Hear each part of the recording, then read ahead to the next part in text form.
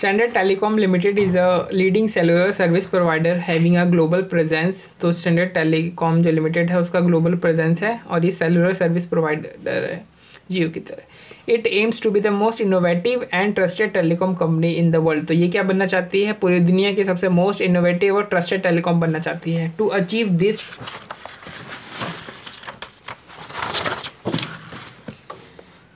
aim, it is constantly working on its overall functioning. It is trying to adopt best management practices in the world. Following are some more information related to the company's performance for a particular period. तो company की performance नीचे दे रखी है, ये कुछ particulars दे रखे हैं। ये बेस ईयर में इस तरीके की परफॉर्मेंस थी, करंट ईयर में ऐसी है, लेकिन हम चाहते ये थे। तो मतलब ऐसे पढ़ो, देखो ये पार्टिकुलर है परफॉर्मेंस का कि आप करना क्या चाहते हैं। तो ये आपका ऑब्जेक्टिव है, ठीक है। बेस ईयर में आपने ये किया था और आप करना क्या चाहते थे? इस साल आप ये करना चाहते थे, लेकिन इस साल हुआ क्या? ये हुआ। तो आप ये करना, पिछले साल ये आप ये करना चाहते थे, पिछले साल ये हुआ, आप इस साल आप ये करना चाहते थे, लेकिन इस साल हुआ ये। तो हमें जो है कंपनी की परफॉर्मेंस को एनालाइज करना है using balance score card approach. तो ये देखो यहाँ पर आपको 4 पर्सपेक्टिव मिलेंगे, financial perspective, customer perspective, individual business perspective और लर्निंग ग्रोथ पर्सपेक्टिव। तो हम ये जितने भी ऑब्जेक्टिव है सबको इनको पहले पर्सपेक्टिव में बांट लेते हैं। तो ये आपका फाइनेंशियल पर्सपेक्टिव हो जाएगा, क्योंकि यहाँ पे ऑपरेटिंग रेशियो और रेवेन्यू की बात करी गई है। यहाँ पे कस्टमर की कंप्लेंट्स को रिजॉल्व करने की बात करी गई, मतलब ये कस्टमर पर्सपेक्टिव हो गया। यहाँ पे कस्टमर रिलेशनशिप सेंटर एस्टेब्लिश करने की बात करी गई है। तो क्या हो गया? ये इंटरनल प्रोसेस और एक्टिविटीज़ का हो गया पार्ट, ये इंटरनल प्रोसेस का पार्ट।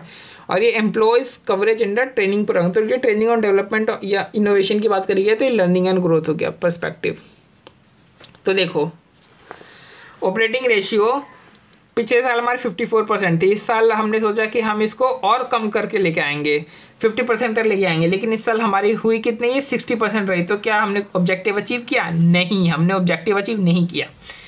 फिर एवरेज रिवेन्यू पर यूज़र पिछले साल था 210 रुपये, हमने सोचा था 250 रुपये तक लेकर के आएंगे, लेकिन इस साल आया कितना? 250 नहीं, सिर्फ 225 आया। तो क्या हमारा ऑब्जेक्टिव अचीव हुआ? नहीं हुआ। फिर अनरिजॉल्व कस्टमर कंप्लेंट्स पिछले साल थे 25,000, हमने सोचा था हमको इसको 20% और कम लेकर के आएंगे, लेकिन ये उल्टा बढ़ गया। तो क्या ऑब्जेक्टिव अचीव हुआ? नहीं हुआ। कस्टमर रिलेशनशिप सेंटर पिछले साल हमने 200 एस्टेब्लिश किए थे, इस साल हमने सोचा था कि 250 तक लेकर जाएंगे, लेकिन हमने किया कितना? एक्चुअल में 280 तक कर दिया। तो क्या ऑब्जेक्टिव अचीव हो गया? हो गया। फिर हमने सोचा था कि जो एम्प्लॉयज़ हैं जो कि ट्रेनिंग प्रोग्राम के अंदर हम कवर करेंगे, वो हमने पिछले साल सिर्फ 8% एम्प्लॉय को ट्रेनिंग दी थी। हमने सोचा है कि कम से कम इस बार हमने सोचा था कि 15% एम्प्लॉय को कम से कम ट्रेनिंग देंगे। तो इस साल हमने दिया कितने एम्प्लॉयज़ को?